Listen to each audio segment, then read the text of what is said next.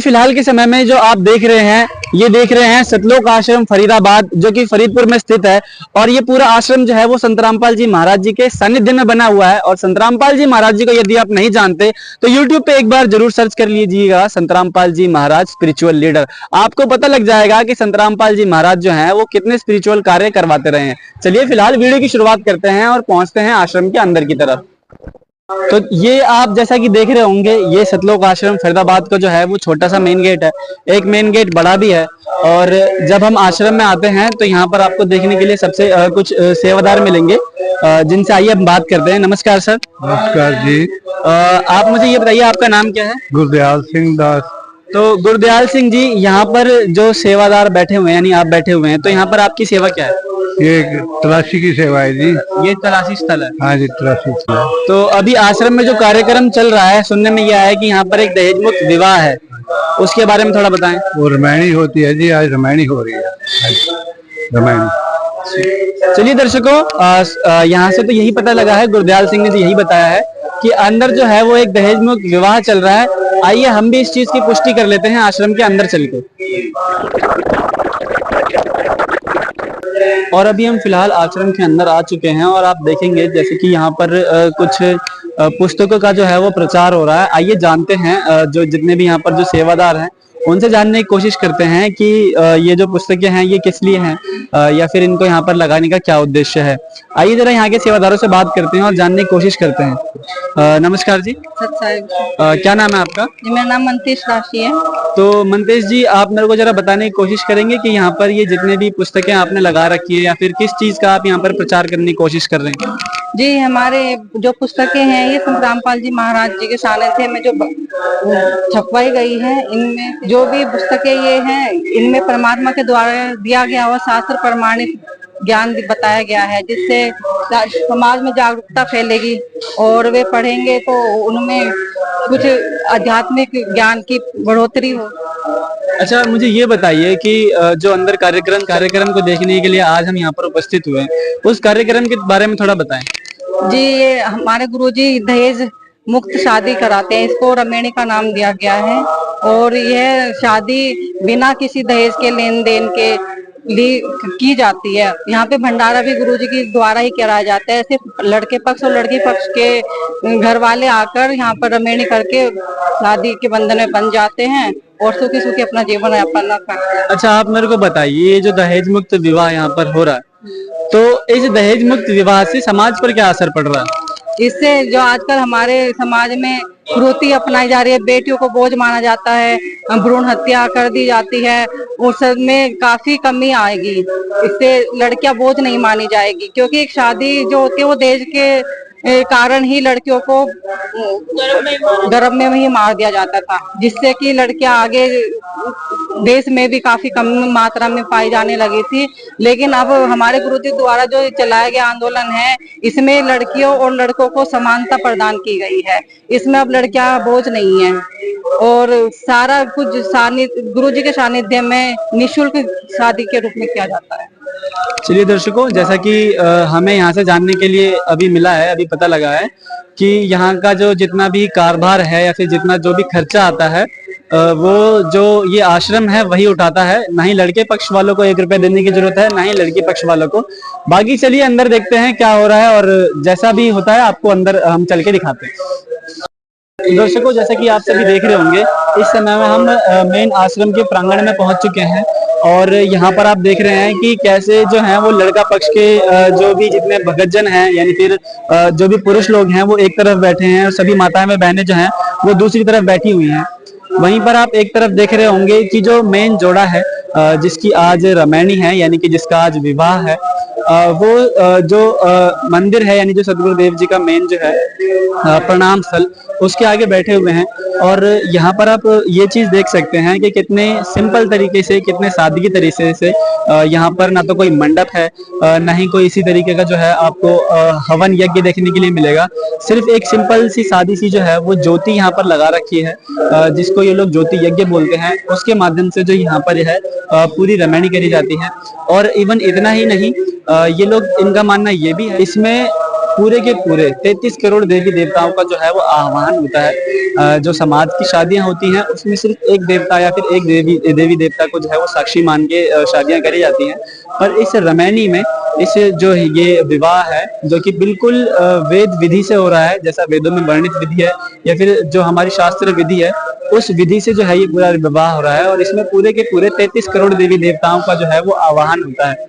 यहाँ पर आप देखेंगे कि किस प्रकार से जो है जो परिवारजन वाले हैं वो आए हुए हैं और यहाँ पर कोई ज्यादा भीड़ भी नहीं है। आप देखेंगे कि कैसे कितने एकदम शांतिपूर्वक तरीके से मात्र एक रमैनी के माध्यम से पूरा कार्यक्रम जो है वो किया जा रहा है। बाकी आपको लड़के और लड़की से बात करवाते हैं हम। इस जो है ये आरती है इसको पूरा होने के बाद में बात करवाएंगे। को जैसा कि आपको बताया था कि नवविवाहित जोड़े से बात करने हम वाले थे। अभी फिलहाल के समय में हम पहुंच चुके हैं उस नवविवाहित जोड़े के पास में जिनकी अभी अभी जो है वो रमैनी यानी कि शादी हुई है। आइए इनसे बातचीत करते हैं और जानते हैं इनके विचार। नमस्कार सर। क्या नाम है आपका? प्रदीप दास। तो प्रदीप जी आप हमको बताइए कि ये जो अभी रमैनी हुई है यानी कि ये जो अभी विवाह हुआ है आपका, इसमें ना तो कोई बैंड बाजा है ना तो कोई बाराती थे, ज्यादातर हमने देखा ना ही घुड़चढ़ी की यहाँ पर रस्म हुई, किसी प्रकार की रस्म नहीं हुई यहाँ पर। और आजकल के समाज में देखा जाता है कि जितनी धूमधाम से ज्यादा हो सकता है उतनी ज्यादा धूमधाम से जो है वो शादियां कराई जा रही हैं। इवन अभी ये जो महीना चल रहा है इसमें लाखों शादियां हुई होंगी और उन शादियों से हटके एक ऐसी शादी जिसमें किसी भी तरीके की कोई साज सज्जा नहीं है, बिल्कुल सब कुछ सिंपल तरीके से है। जितने भी जो बाराती लोग आए हैं उनके लिए बिल्कुल सादे भोजन की व्यवस्था करी गई है, ना यहाँ पर कोई खास रस्म निभाई गई। इस सिंपल शादी सी जो ये सिंपल तरीके की शादी है इसकी प्रेरणा कहाँ से मिलती है आपको कि आपको जो है आपके मन में क्या विचार आया कि ऐसी शादी करनी चाहिए? ये हमारे गुरुजी से मिली हुई है हमें प्रेरणा, और हमारे गुरुजी से संत रामपाल जी महाराज जी से हम जुड़े हुए हैं। और ये दहेज सबसे गंदी चीज है और इसे हमें नहीं लेना चाहिए ताकि गरीब से गरीब बेटी की शादी हो सके और हमें उसके ज्ञान की हमारे गुरुजी का हमें ज्ञान है। तो प्रदीप जी मैं ये पूछना चाहता हूँ, जैसे आपके कुछ मित्रगण भी होंगे या फिर आपके कुछ रिश्तेदार भी होंगे जो कि यहाँ पर पहली बार आए होंगे, तो इस शादी के द्वारा आप अपने मित्रगणों को या फिर रिश्तेदारों को जो कि इस तरीके की शादी को पहली बार देख रहे हैं, तो आप इससे क्या मैसेज देना चाहेंगे उनको? मैं उनसे मैसेज ये देना चाहूंगा कि ऐसे गंदी चीजों से दूर रहना चाहिए और उनको दहेज मुक्त विवाह से शादी करनी चाहिए। चलिए अभी फिलहाल हम यहाँ पर लड़की की तरफ भी चलते हैं और उनसे भी उनके कुछ विचार जानने की कोशिश करते हैं। नमस्कार मैम। क्या नाम है आपका? प्रियदर्शी। तो आप मुझे ये बताइए कि ये जो शादी हुई है क्या एक्चुअल में ये दहेज मुक्त शादी हुई है या फिर आपसे कुछ पीठ पीछे पैसों की डिमांड करी गई है? नहीं, ये बिल्कुल दहेज मुक्त शादी हुई है। इसमें जो लड़के वालों की तरफ से आपसे एक भी रुपए की डिमांड नहीं करी गई? नहीं, कोई डिमांड नहीं। तो यहाँ पर ये जितनी भी अरेंजमेंट है, जितने भी ये लोग जो आए हुए हैं आपके परिवार की तरफ से या फिर लड़के वालों के परिवार की तरफ से, जो उनके यहाँ पर भंडारे की व्यवस्था है यानी कि खाने पीने की व्यवस्था है, वो तो आपने करवाई होगी ना? नहीं, मैंने कुछ नहीं करवाया, ना मेरी फैमिली ने कुछ करवाया, सब गुरुजी की दया से सब कुछ यही हुआ। इट मीन्स आप ये कहना चाह रहे हो कि जो भी अरेंजमेंट हुई है वो आपके गुरुजियों की तरफ से हुई है? जी। अच्छा, तो मुझे ये बताइए कि ये जो शादी हुई है आपकी कुछ दोस्तें होंगी, सहेलियां होंगी या फिर रिश्तेदार होंगे जो कि इस तरीके की शादी को नहीं देखते होंगे जनरली, या फिर वो पहली बार देख रहे होंगे ऐसी शादी, तो आप उनको क्या मैसेज देना चाहेंगे इस दहेज मुक्त विवाह को करके? मैं उनसे यही बोलूंगी कि हमारे गुरुजी से जुड़े और दहेज मुक्त रमैनी करवाएं। इससे उनके परिवार को भी, फैमिली को भी अच्छा लगेगा। अच्छा, मुझे ये बताइए कि जनरली ये देखा जाता है कि जो शादियां हैं वो मतलब कोई भी व्यक्ति जो है वो शादी एक ही बार करता है और हर जो पिता की कोशिश है वो यही रहती है कि उसकी बेटी खुश रहे और उसकी बेटी की शादी जो है वो धूमधाम से हो, बिल्कुल एकदम बैंड बाजे के साथ में, घुड़चढ़ी हो, मतलब किसी भी चीज की कमी ना हो। लेकिन बिल्कुल उसके विपरीत आपने एक ऐसी शादी करी जो बिल्कुल उसके अपोजिट है, ना तो इसमें कोई बैंड बाजा है, ना कोई घुड़चढ़ी है, ना कोई रस्म है। इसके पीछे का कारण क्या है? जी भगत जी, मेरे गुरुजी के नियम अनुसार मैंने रमैनी की है। फिर गुरुजी संत रामपाल जी महाराज जी हैं।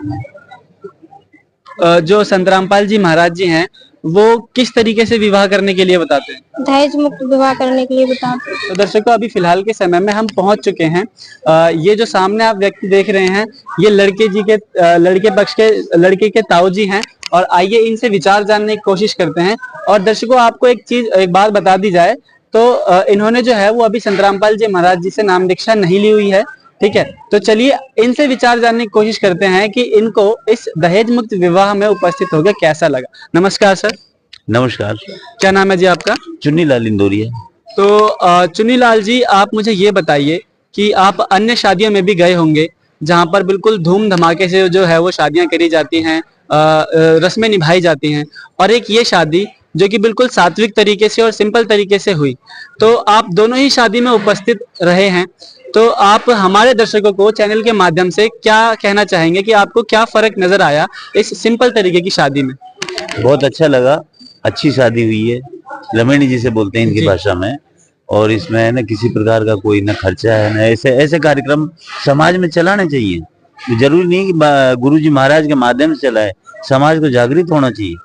वो अपने आप है ना ऐसे है ना सामूहिक विवाह जो चला है, इस तरह के कार्यक्रम चला के और है ना शादी संपन्न करानी चाहिए। दहेज के लिए, दहेज प्रथा को कम करने का एक बहुत बढ़िया साधन है। तो चुन्नीलाल जी, कहीं ना कहीं ये देखा जाता है भारतवर्ष में पूरे कि बहुत से जो हैं वो नेता आए हैं या फिर बहुत से लोग आए हैं जिन्होंने दहेज के खिलाफ आवाज उठाने की कोशिश करी है, या फिर उन्होंने खूब मुहिम भी चलाई गई है। लेकिन एक संत रामपाल जी महाराज हैं जो कि अपने फॉलोवर्स को ये मैसेज देते हैं कि जो भी मेरा शिष्य होगा या फिर जो भी मेरी भक्ति करेगा या फिर जो फॉलो करेगा यानी कि नाम दीक्षा लेगा, उनको वो यही आशीष देते हैं या फिर यही उनका जो है वो उनके आदेश होते हैं कि कोई भी फॉलोवर जो है वो दहेज लेकर के या फिर दे करके शादी नहीं करेगा। तो इसके बारे में आपके क्या विचार है? नहीं, मैं तो दहेज का है ना मैं समर्थन नहीं करता। देखो सीधी सी बात है, चाहे गुरुजी महाराज के माध्यम से हो, चाहे आम पब्लिक के माध्यम से, दहेज प्रथा एक है ना कुरीति बन गई है जी। देश में ऐसी कुरीति बन गई है कि आदमी जिंदगी भर कमाता है और एक दिन में खर्च कर देता है ना, या फिर कर्जा लेकर करता है, कर्जे में मर जाता है। इससे बेहतर तो ये बहुत अच्छा हुआ है। मैं तो ये कह रहा हूँ कि गुरुजी के आश्रम के बजाय आम सभी समाजों को ऐसे कार्यक्रम सरकार की तरफ से भी कदम उठाने चाहिए। जी बिल्कुल, है ना। और है ना बाकायदा दोनों पार्टियों को बुला के एक सामूहिक एक जगह बिठाकर सामूहिक विवाह सम्मेलन चालू कर देना चाहिए, और इनके दोनों को है ना एफिडेविट लेना चाहिए। पहली बात तो ये कि एफिडेविट लो कि मैंने किसी प्रकार का कोई दहेज नहीं लिया न दिया है। इनको बाउंड करना चाहिए। जी बिल्कुल, बिना बाउंड करे हुए शादी हुई है, इसमें केवल है ना केवल विश्वास के ऊपर ही शादी हुई है ना। लेकिन आज के जमाने के अनुसार बाउंड करना भी जरूरी है, क्योंकि आगे भविष्य बहुत बड़ा होता है। कुछ शादियां सक्सेस हो जाती है, कुछ फेल भी हो जाती है। इसलिए थोड़ा सा मेरा विचार तो एफिडेविट करना चाहिए दोनों पार्टी से। चलिए चुन्नीलाल जी, आपके विचार जान के बहुत अच्छा लगा। नमस्कार। नमस्कार।